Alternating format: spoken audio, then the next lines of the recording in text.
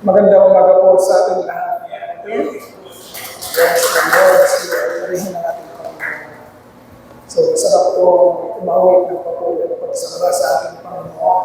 Sa pamamagitan nito, na ipapahayag po natin ang lahat ng katotohanan patungkol sa ating Panginoon, mga katotohanan na nagsisilbing katatagan po natin, kalakasan po natin sa ating buhay mananampalataya.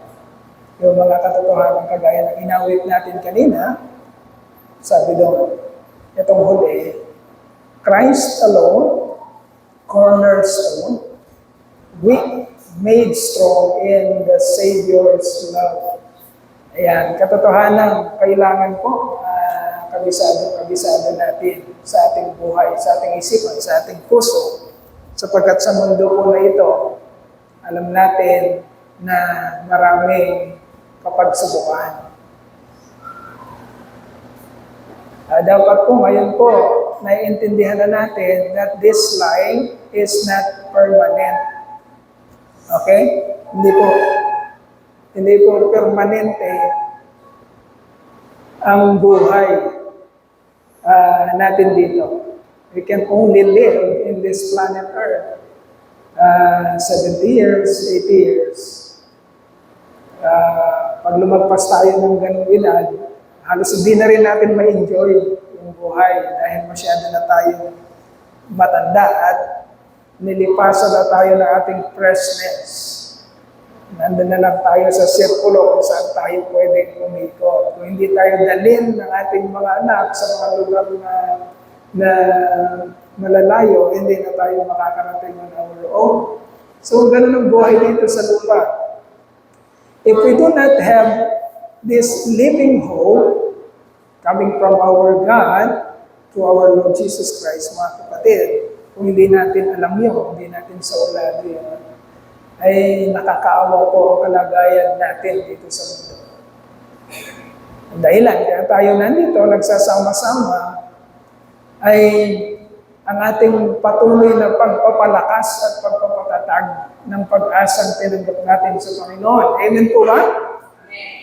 Habang patuloy po ba kayong sumasamba, patuloy kayong nagpupuri, patuloy kayong nagmi-minister sa Panginoon, nadadagdagan po ba ang inyong kumpiyansa at ang inyong pag-asa sa Panginoon? Hindi nga. Nadadagdagan po ba ang inyong kumpiyansa at pag-asa? Yun po ang dahilan, mga kapatid, bakit tayo nandito? Para po makapagpatuloy tayo sa ating Panginoon ng mas matatag. Strength to strength. Inawit natin kanina eh. Blessed are those who dwell in your house. We will go from strength to strength to strength to strength. Hindi tayo nagpapatuloy para strength and then weakness, weakness. We are going from strength to strength. And that is the promise of our Lord. That is the promise of our God. Nandito tayo para magpalakasan sa isa't isa. Okay?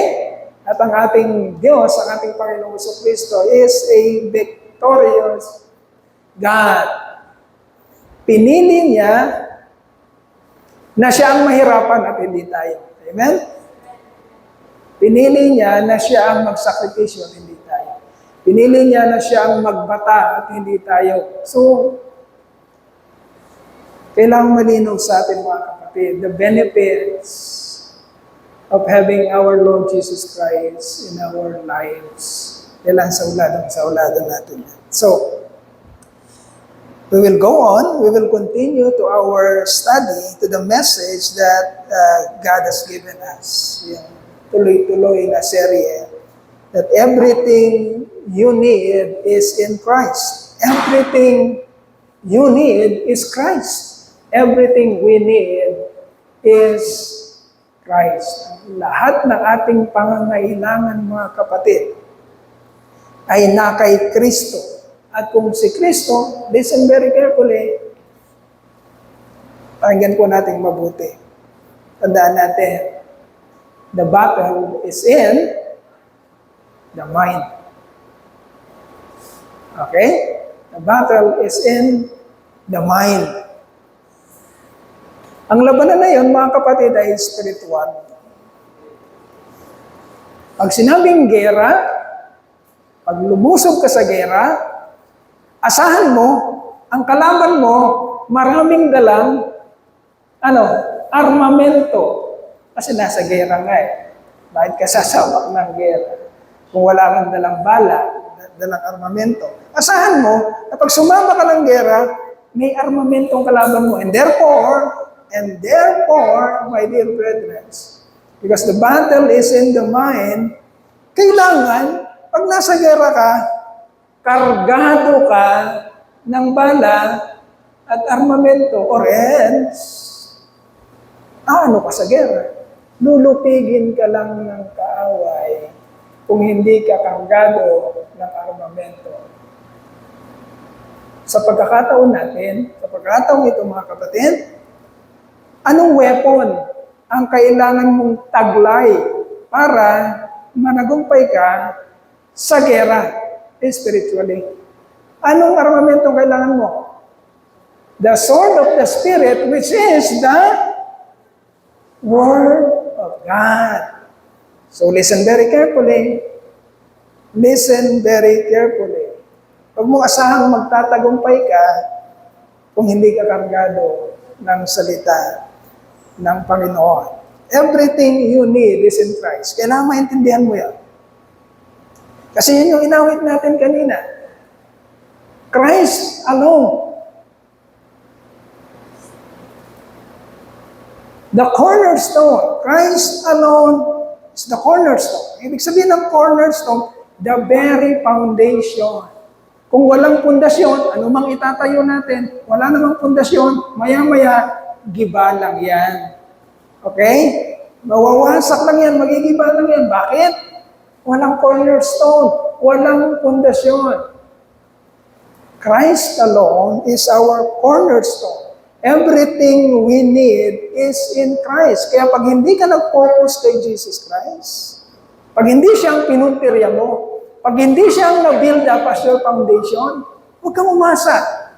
Wala kang aasahan kapag hindi mo kasama si Yesu Cristo sa iyong buhay.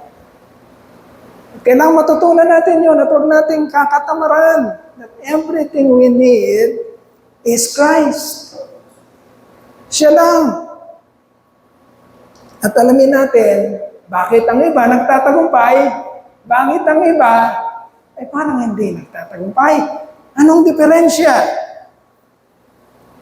Samantalang iisa lang naman ang pangako ng Panginoon. Wala naman siyang ibang pangako. Wala naman siya ibang pinapaliwanag. Wala naman siyang ibang katotohanan. Everybody claim that they have Christ in their lives.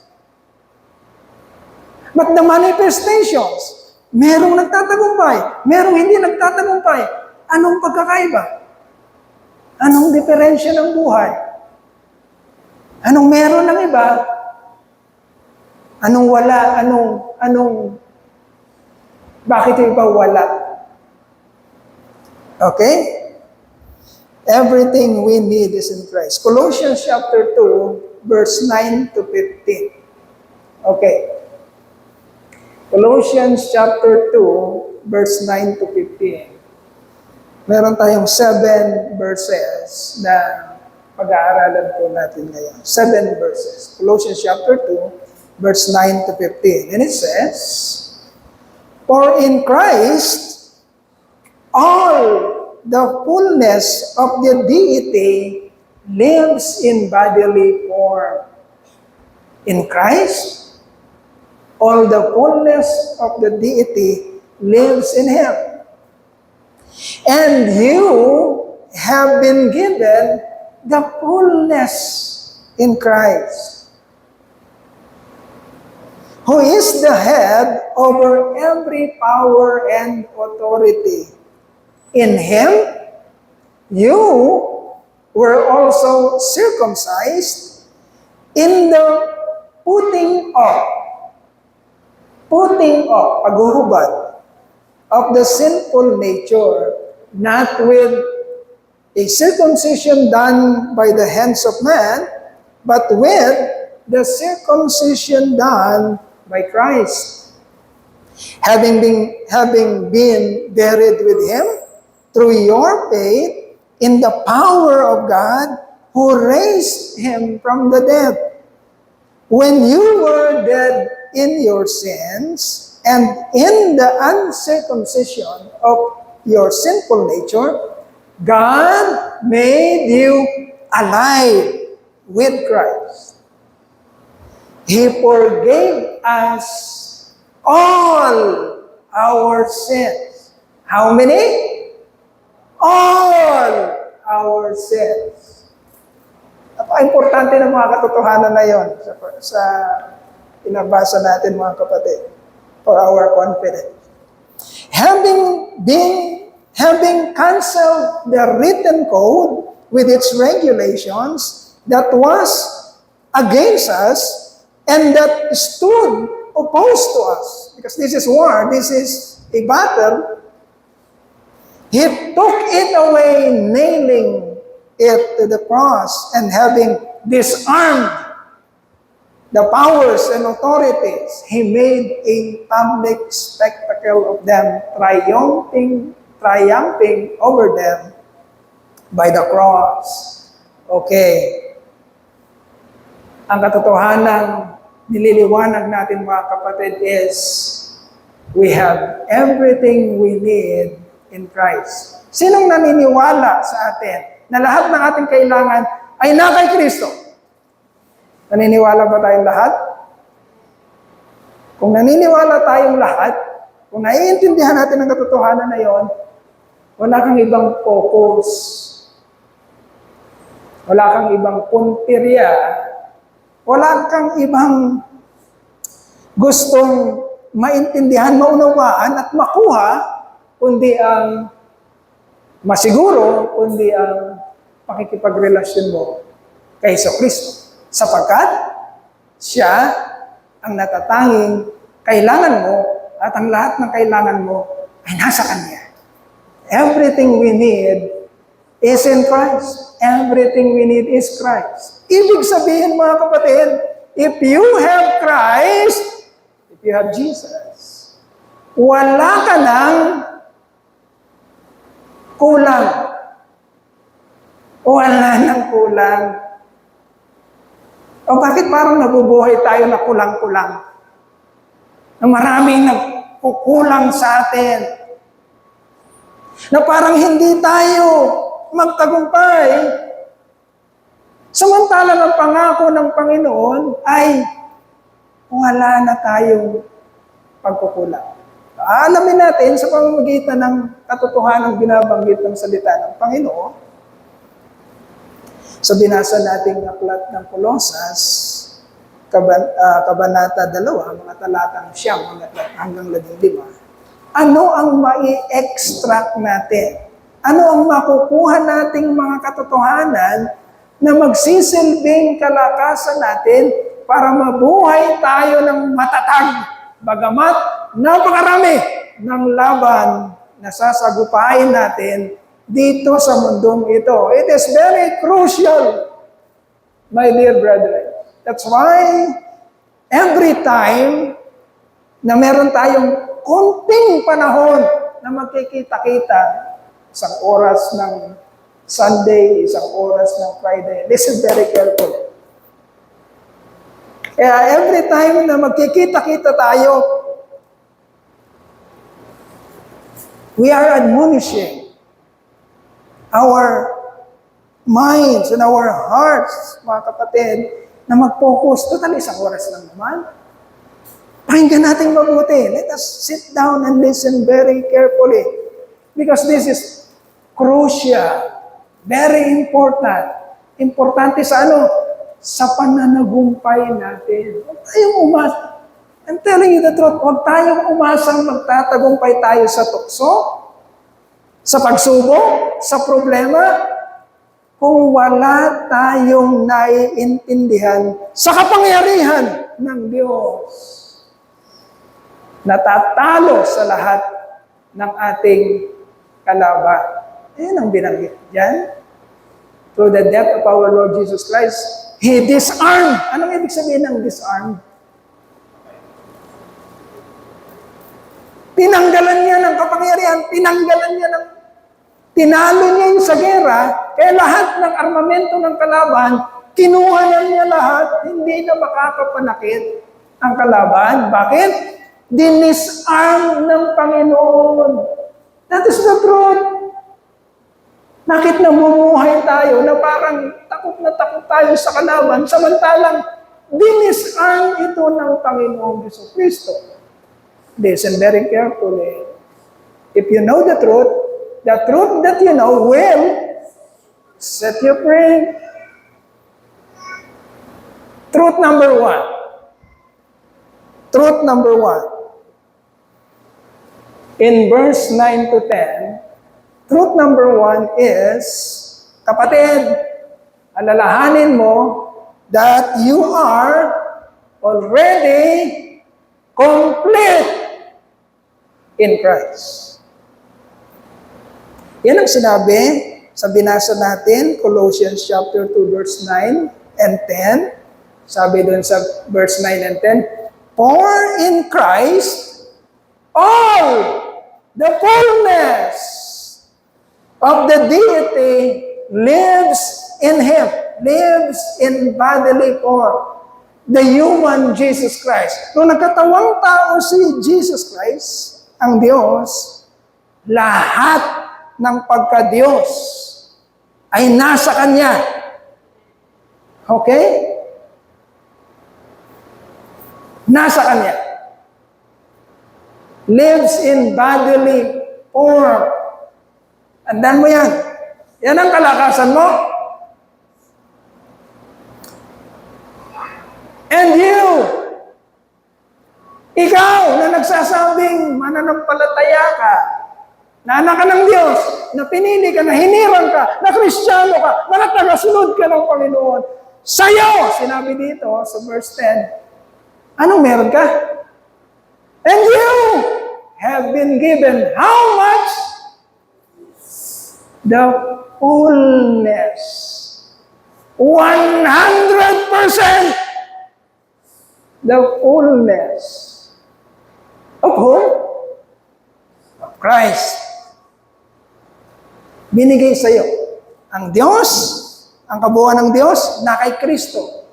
At sinabi ng katotohanan na ang kabuuan ni Jesucristo, na nasa Kanya ang kabuuan ng Diyos, ay binigay sa iyo.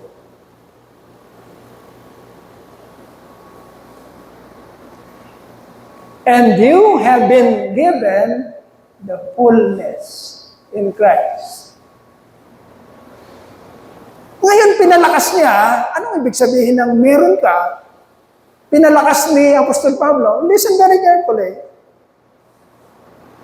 Anong meron ka? Anong ibig sabihin ng you have been given the fullness of Christ? Pinaliwanag kung anong meron doon. Ang sabi doon, anong meron doon sa fullness of Christ? Who is the head over every power and authority. Walang kapangyarihan, walang ibang authority na pwedeng lumaban sa iyo. You should know the truth, my dear brothers. Wala. No weapon formed against you shall. Sinabi na yun matagal na. Old Testament. Yun ang gagawin ni Jesus Christ para sa mga taong hinirang niya sa katagumpayan.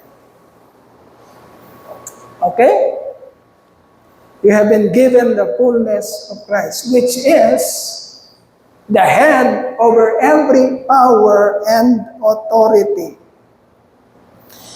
It really means, my dear brethren, it really means that when we have Christ in our lives, listen very carefully. Listen very carefully.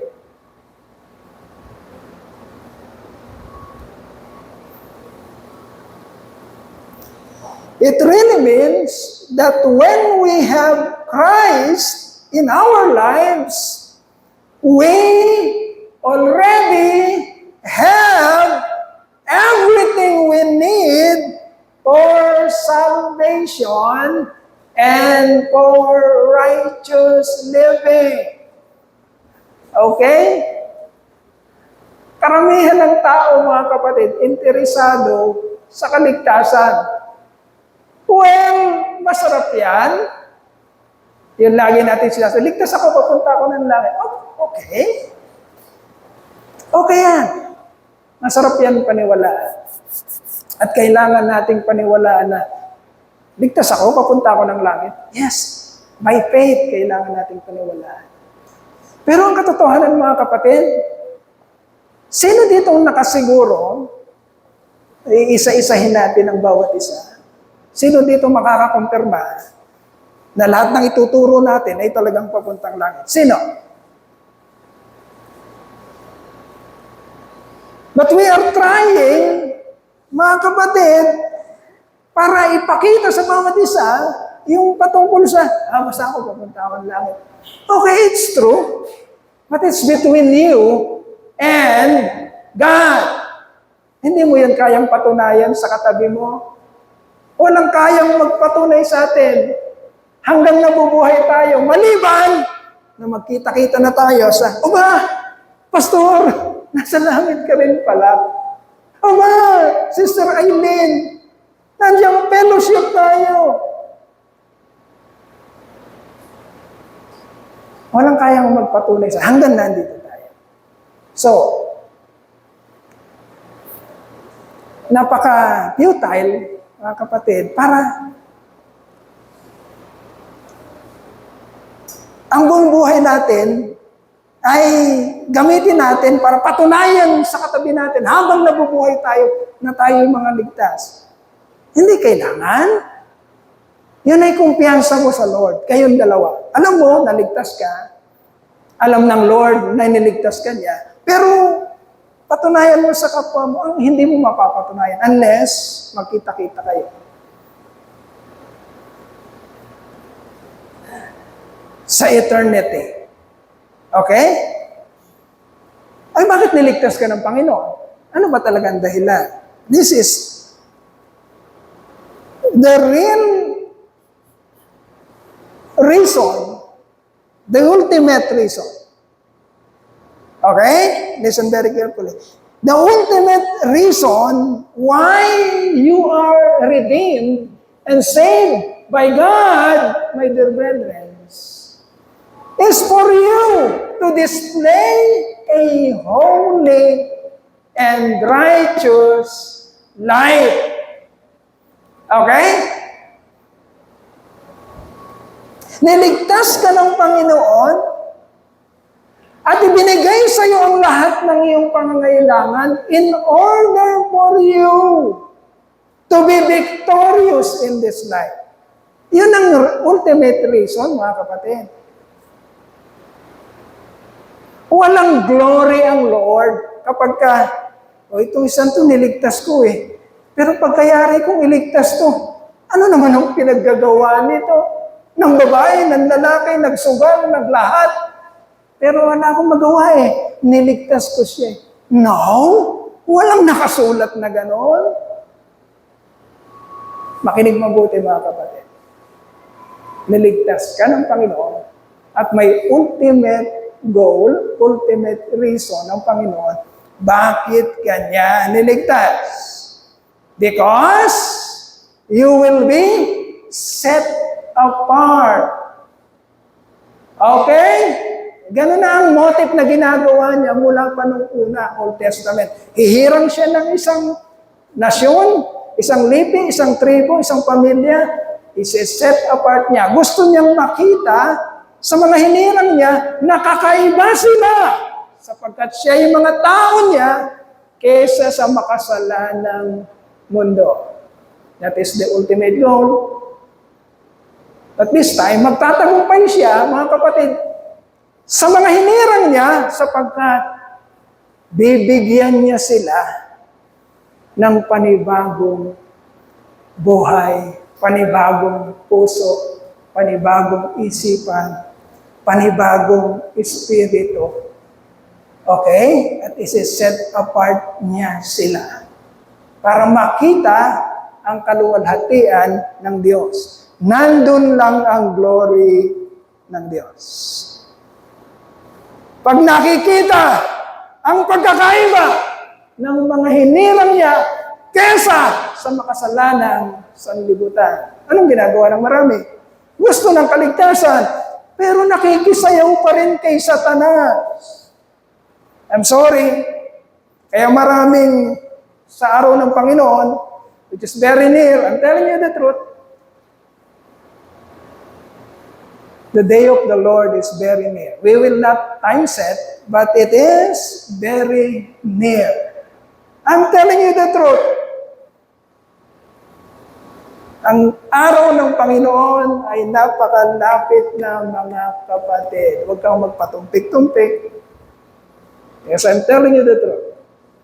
Hindi sasabihin ng church na to, walang nakakaalam kung kailan, kung anong panahon, kung anong oras, walang nakakaalam dahil ang sabi ng katotohanan, parang isang magnanakaw. But I'm telling you the truth.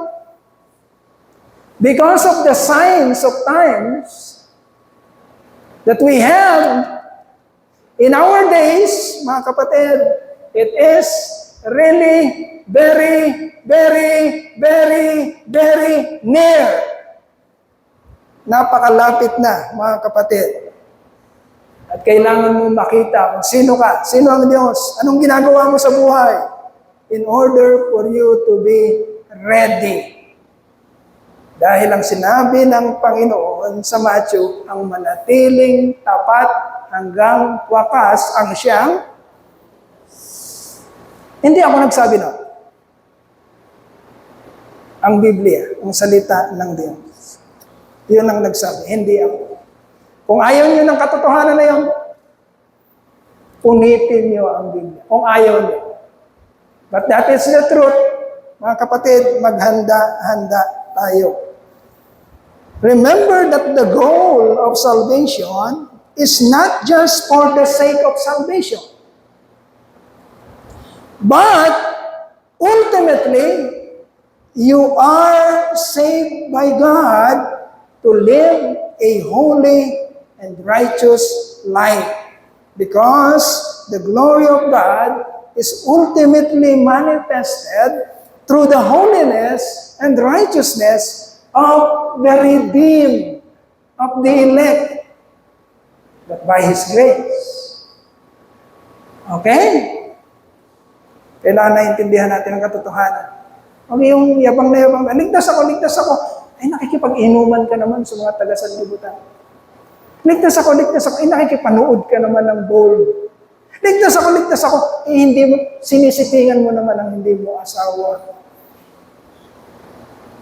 Ligtas ako. Eh, boyfriend, girlfriend pa lang kayo, nagsisiping na kayo. I'm telling you the truth, young people, young professionals. Dahil pagdating ng Panginoon, wala nang second chance to. Wala nang second chance. Wala nang preaching. Tapos na lahat. Wala nang magpapaalala. Wala nang magsasabi ng truth. Dahil tapos na. Lahat ng pagtitimpi ng Panginoon. Lahat ng pagtitimpi ng langit. Dumating na sa sakdulan. At panahon na ng pag-aani. At ayaw nating abutan tayo ng Panginoon na, teka, wait, Lord, tatapusin ko lang, hindi pa ako nakakarating sa highest level ng gaming ko, Lord. Sandali. I'm telling you the truth. Listen very carefully.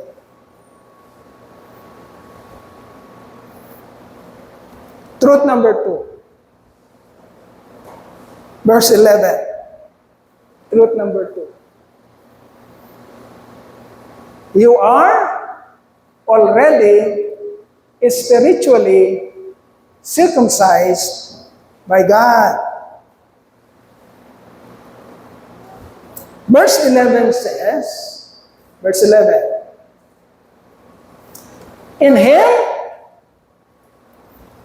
you were also circumcised in putting off of the sinful nature not with a circumcision done by the hands of man, but with the circumcision done by Christ. Okay, dalawang circumcision ang sinasabi dito sa verse 11. Circumcision na fleshly.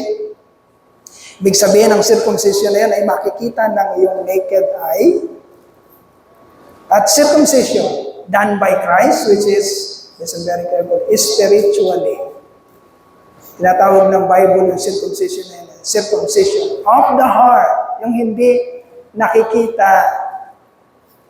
Anong meron sa circumcision, mga kapatid? The circumcision is a covenant sign made by God sa panahon ni Abraham. Doon nagsimula yun.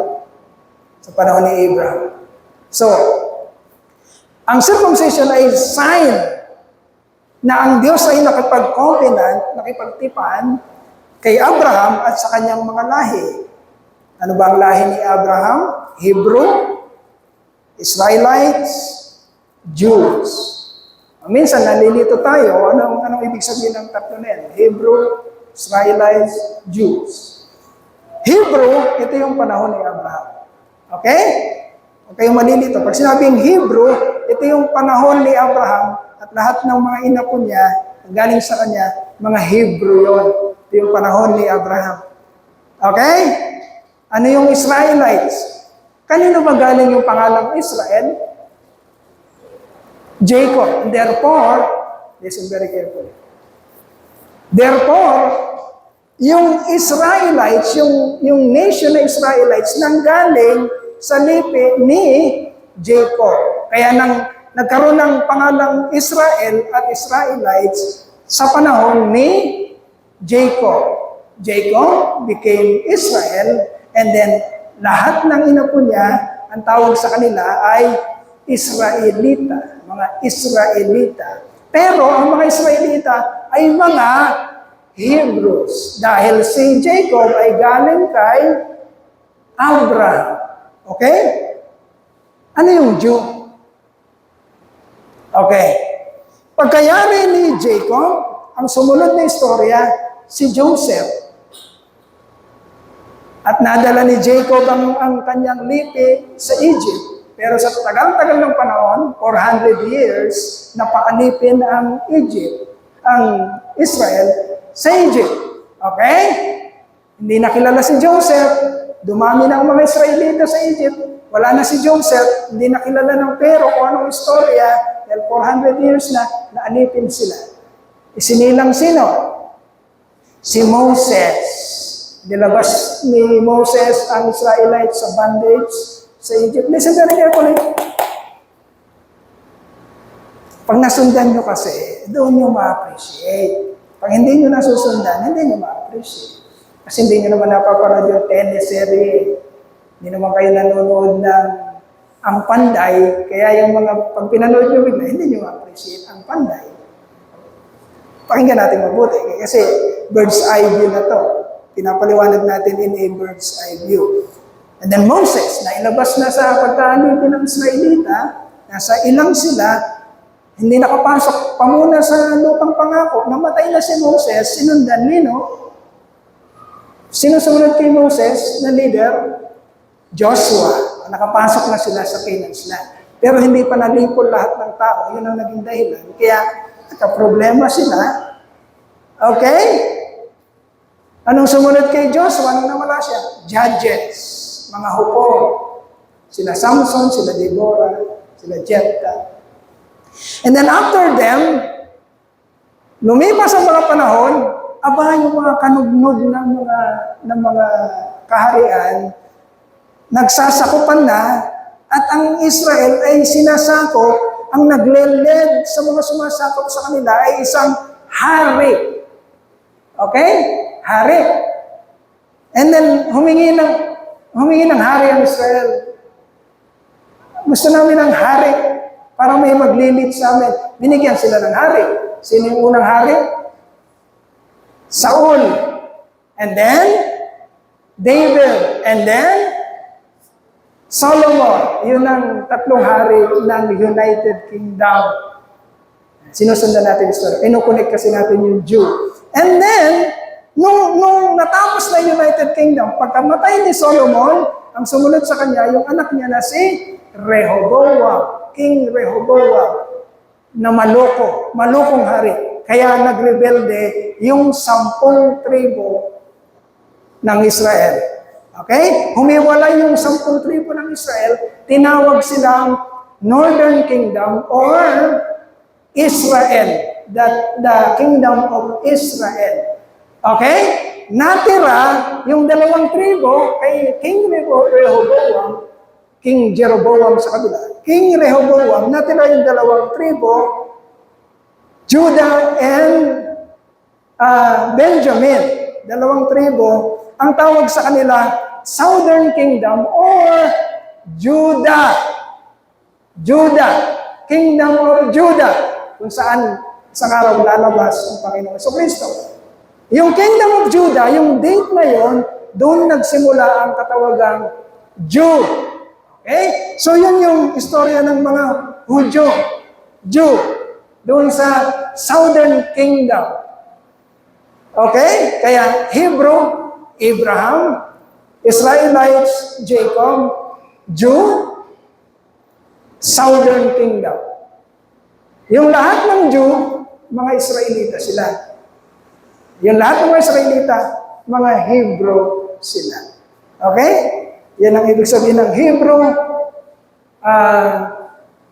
Israelites, and Jew. Ngayon, ang tawag na sa mga nasa Israel, mga Jew, mga Hudyo, Jewish community. Okay, yun ang nangyari. You are already circumcised by God. Ang circumcision, mga kapatid, by flesh, ito yung physical manifestation ng covenant ng Diyos sa panahon ni Abraham all the way down sa mga taga-Jew. Hanggang ngayon, inaano pa nila yun. Pinapractice pa nila yun. O, ang mga Pilipino ba, kailangan i-circumcise para maging Kristiyano? O sa Tagalog, ang mga Pilipino bang lalaki kailangan pang tuliin para maging Kristiyano? Hindi na. Sapagkat yun ay covenant ng Diyos sa mga kay Abraham at sa mga Jew. Okay, kaya ang pagtutuli ay prerogative na ng mga nanay, tatay ng mga anak. Kung gusto lang ipatuli ang kanilang mga anak, okay. Pero hindi ibig sabihin na tuli sila o hindi sila tuli ay maapektuhan ng kanilang kaligtasan o maapektuhan ng kanilang Kristyanismo. Hindi po, walang kinalaman. Dahil ang covenant na yon ay covenant ni Abraham sa Diyos at ang kanyang mga ina po. Okay? Anong pinag-uusapan nating circumcision of the heart?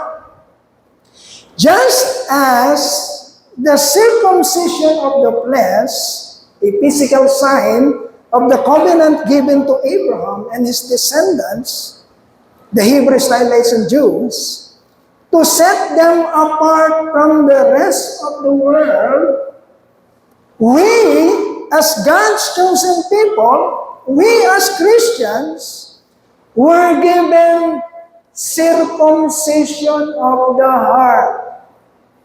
Pag circumcision kasi, bibiyakin yon, set apart. Okay? Nakakaintindihan? Biniyak, and then set apart. Inihiwalay. Yun ang ibig sabihin ng circumcision. Circumcision of the heart means, kapatid, binago ng Diyos ang puso mo at ang spirito mo para ano? Para ihiwalay ka sa nangyayari sa sanlibutan. Ganon din ang motive noon. Namili ang Diyos ng isang nation para ihiwalay at maging holy, banal, hindi ginagawa ang mga kasalanan ng sanlibutan. Ganon din ang ginawa sa iyo, kapatid. You, in verse 11, sabi diyan, in Him, you were also circumcised, but this circumcision is not of the flesh, but of the Spirit. Circumcision of the heart. At ang manifestations nito, kapatid, if you are really have been circumcised in the heart by God, we will manifest a life that is overcoming. A life that is overcoming. A life that is separate. Yan ang dahilan bakit ka sinircumcise ng Lord. At tandaan mo, na circumcise ka na sa Espiritu. Bakit? Parang hindi ka nakahiwalay sa mundo. Samantalang sinasabi ng katotohanan, you have been circumcised in the Spirit, and therefore, you must manifest a life that is holy and righteous. Yes, you are living a life with Christ. Yun ang mga hindi naiintindihan. Kasi ang mga gusto lang nating intindihan, basta ako ligtas ako. Kung kailan ko gusto mag-church, bigla ako mag-church. Magtatrabaho. Bahala kayo. Sa ako ligtas. No. May dahilan bakit ka niligtas ng Diyos. Hindi mo pwedeng i-claim ang kaligtasan, pero hindi naman nagmamanifest sa iyo ang dahilan bakit ka niligtas ng Diyos. Niligtas ka ng Diyos para magkaroon ng patotoo ng isang taong inihiwalay ng Diyos sa sanlibutan. Kaya lagi natin sinasabi, mga kapatid, sa church natin, young people, young professionals, huwag kayong gumaya sa mundo. Iba kayo. Gusto niyo ba iba kayo? O gusto niyo pareho lang kayo ng mundo? Tandaan niyo, ang babalikan ng Panginoon ay hindi ang mundo. Kung kayo'y pareho lang ng mundo, hindi kayo babalikan ng Panginoon. Babalikan kayo ng Panginoon kasi iba kayo sa sanlibutan. Listen very carefully. Babalikan kayo ng Panginoon dahil iba kayo sa sanlibutan. Hindi babalikan ng Panginoon yung kamukha ng sanlibutan, kundi yung mga taong iba sa sanlibutan. Okay, truth number 3. Truth number 3, in verse 12. Truth number 3. You are already dead in your old self through the death of Jesus Christ. Sinabi ng verse 12. Sabi ng verse 12, having been buried with Him through your faith in the power of God, who raised Him from the dead. Ano sabi doon? Having been buried with Him. Ano ibig sabihin ng buried? Inilibing. Pakinggang mabuti mga kapatid. Ang ibig sabihin ng buried, inilibing.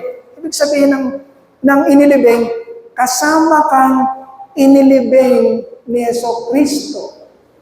Anong ibig sabihin nun? Nung namatay si Jesus Christ, inilagay siya sa tomb. Tinakpan siya ng ni-roll over sa sa harapan ng tomb na yon, yung stone. Nung tinakpan na ng stone at nakalibing si Jesus Christ doon, ang tanong, nakikita pa ba si Jesus?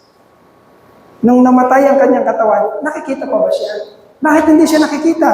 Nilibing na siya. Nakalibing na siya. Ang katotohanan mga kapatid, kung isa ka sa hinirang ng Diyos, isa ka sa pinili niya, isa ka sa niligtas niya, nung inilibing si Jesus Christ, kasama ng inilibing ni Jesus Christ, ang dati mong pagkatao, having been buried with Him. Nakalibing na yung dati mo. Kaya lang hindi natin alam yung mga truth na yun eh.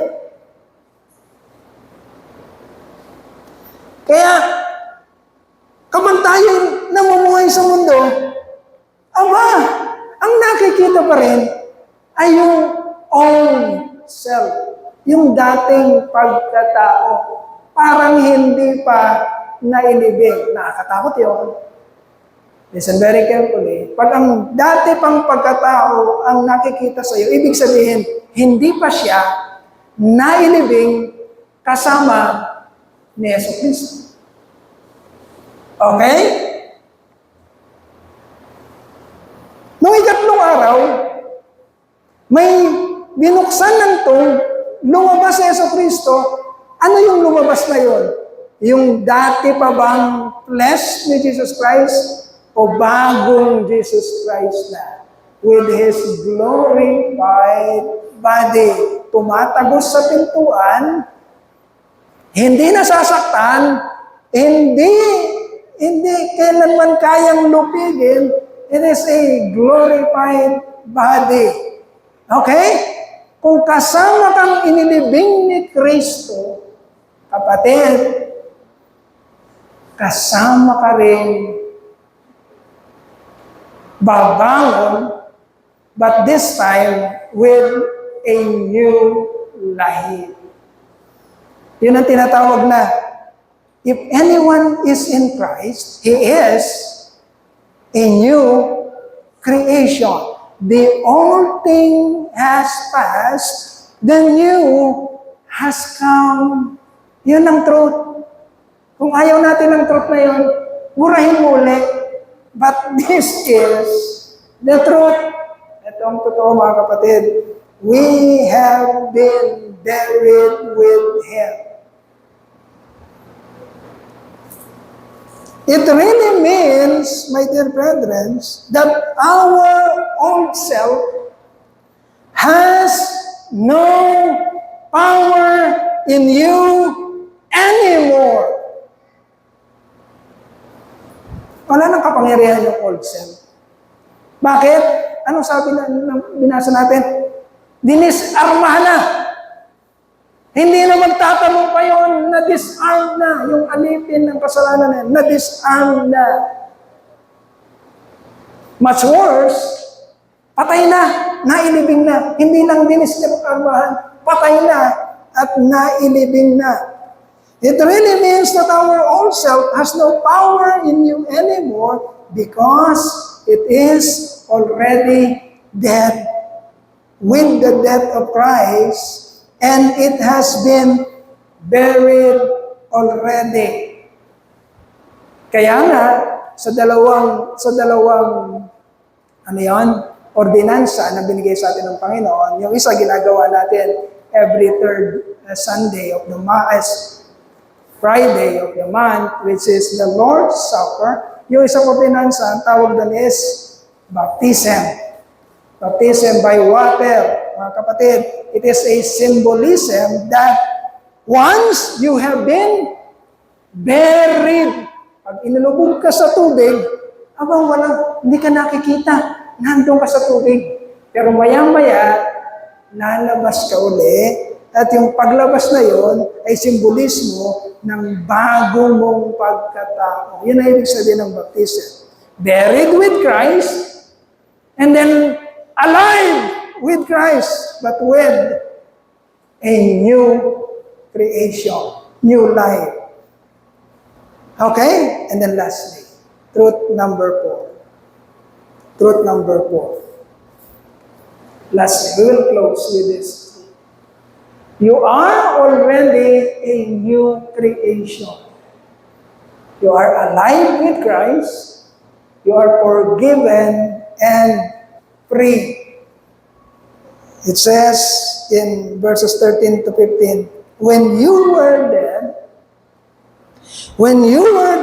in your sins and in the uncircumcision of your sinful nature, God made you alive. Dati, patay ka. You have been buried with Christ. But, by the power of God, He made you alive. Pero buhay ka na sa bago mong pagkatao. Ang bagong pagkatao na yun, mga kapatid, sabi doon, yung bagong pagkatao na muling bumangon, anong meron sa kanya? Forgiven and free. Okay? Yung dati mong pagkatao, Nawala na, kinalimutan na ng Panginoon. Pero yung makasalanan ikaw, kinalimutan na, wala na. Nung bumangon ka, yung pagkatao na yon ay forgiven and free. Gaano daw karami, kapatid, ang pinatawad sa iyo ng Panginoon? He forgave us all our sins. Yun ang dahilan kaya kinalimutan na ng Diyos yung dati mo. Namatay na yon. Hindi na niya inaalala pa yung dati. Ang pakialam ng Panginoon ay yung bagong Doy, yung bagong pastor Doy. Hindi na yung dating Doy, yung bagong Doy. Dahil yung dating Doy, kinalimutan na ng Panginoon. He forgave us all our sins. Pastor, anong mga sins ang kinalimutan? Yung past sins ba? Yung present sins ba? Yung future sins ba? Pastor, ano po ang kinalimutan? Pastor, gusto kong maintindihan. Ano nakasulat dito? He forgave us all our sins. Listen very carefully. This is wisdom. Listen very carefully. Kailan namatay ang Panginoong Jesucristo? Kailan siya namatay? 2,000 years ago. Anong ibig sabihin ng kamatayan ni Jesus Christ? Forgiveness of what? All our sins. Okay? Kailan ka nabuhay? After 2,000 years na namatay ang Panginoon, doon ka pa lang nabuhay. Ang tanong, kailan ka nagkasala? After ng kamatayan ni Jesus? Or before ng kamatayan ni Jesus?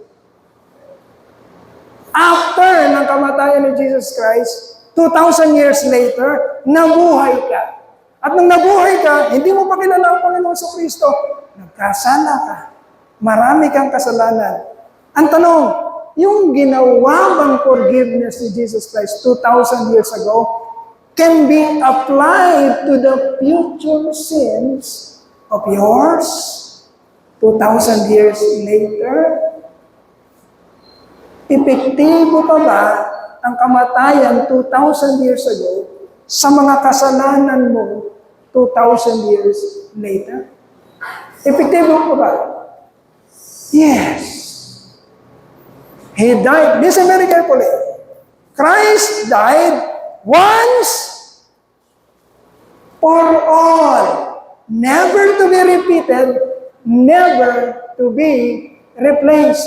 Hindi na kailanman mamamatay pa at hindi na mapapalitan pa ang effectiveness, madadagdagan pa ang effectiveness ng kamatayan ng Panginoon Yesu Cristo. That is the promise, and that is the truth, my dear brethren. Yan dapat ang meron tayo. Di ka sabi nga natin kanina, araw-araw, nakikipaggera tayo. Kung sabihin, wala naman akong nararamdamang gera, wala namang maaway sa akin, wala naman akong problema. I'm telling you the truth. Nasa gera ka, araw-araw. Every moment, nagkakaroon ka ng desisyon sa buhay mo. Minu-minuto, nanunukso ang kaaway at minu-minuto, kailangan mong magtagumpay. I'm telling you the truth. Huwag mong i-ignore yun.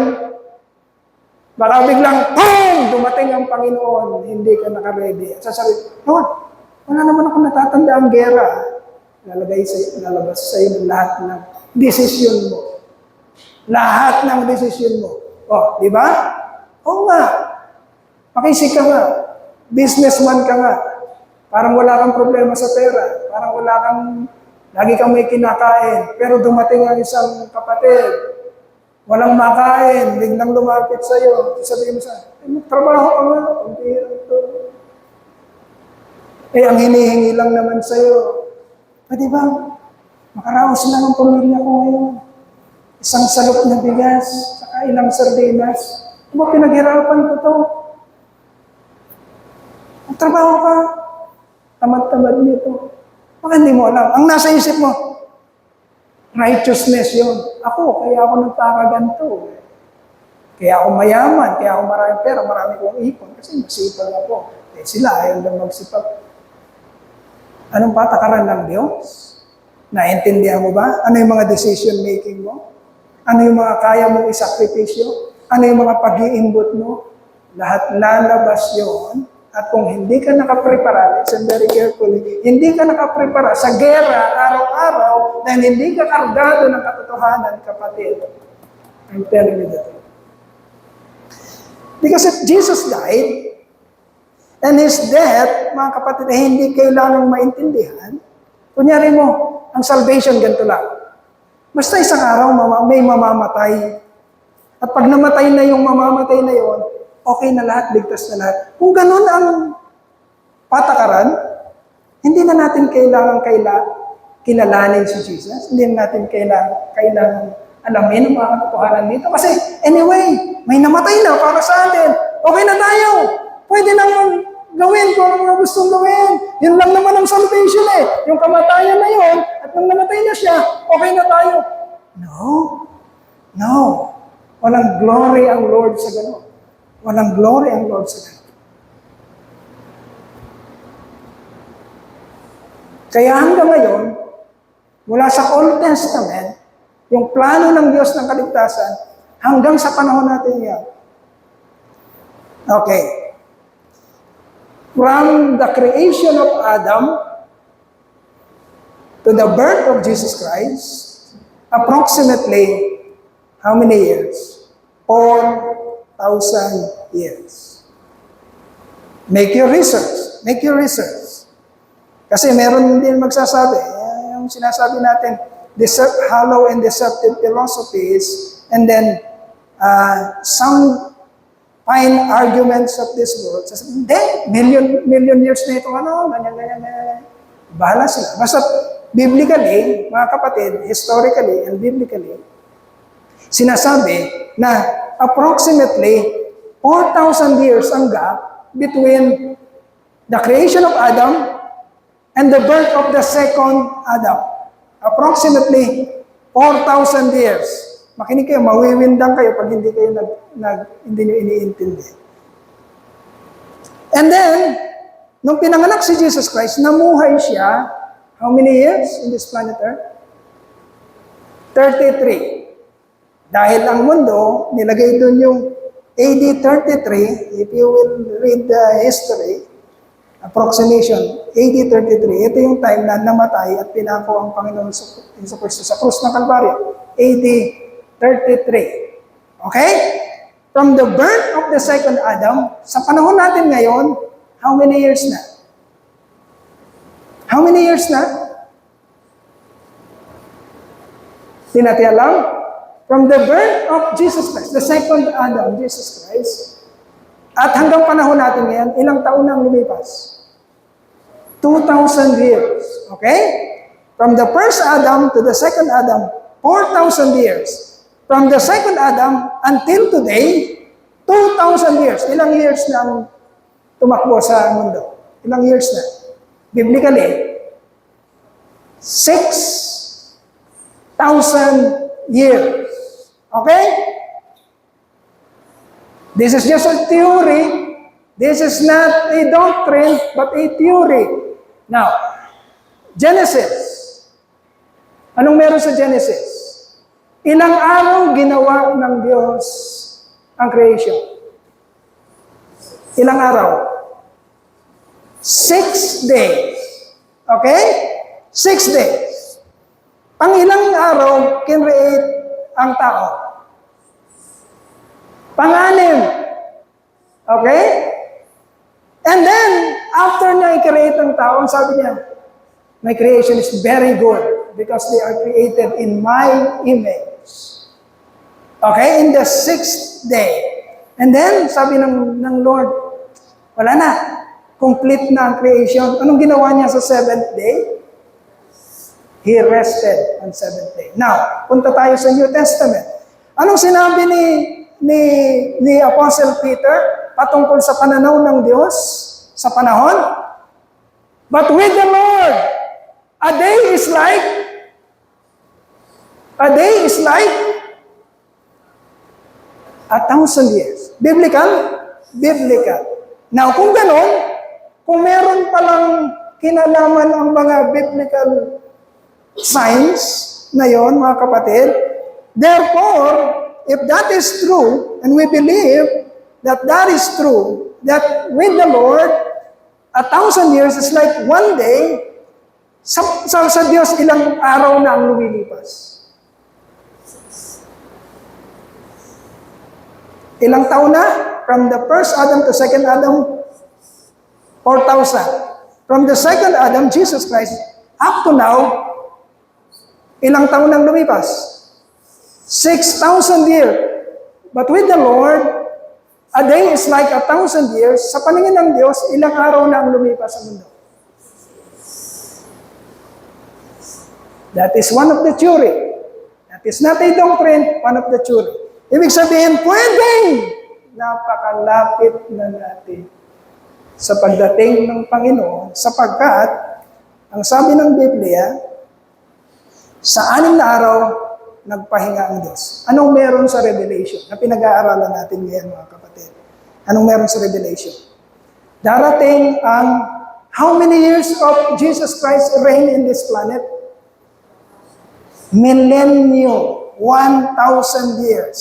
6,000 years plus 1 millennium, bubuuin niya yung 7 complete na araw. That is just a theory.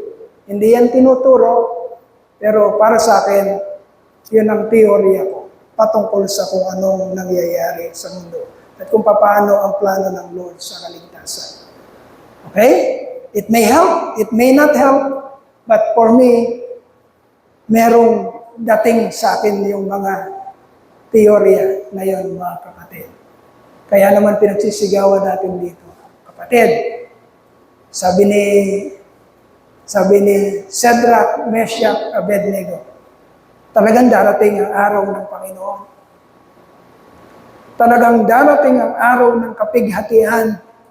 Talagang masasalang ang sanlibutan sa araw ng kapighatian. Kagaya ng pagkasalang ni Shadrach, Meshach, Abednego sa apoy. Okay? Pero nang sinalang sila sa apoy, anong nangyari sa kanila?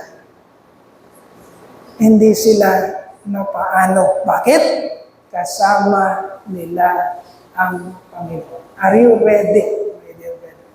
Kasama mo ba ang Panginoon? Because with Jesus Christ, you have everything you need. At hindi mo yan matatagpuan sa sanlibutan.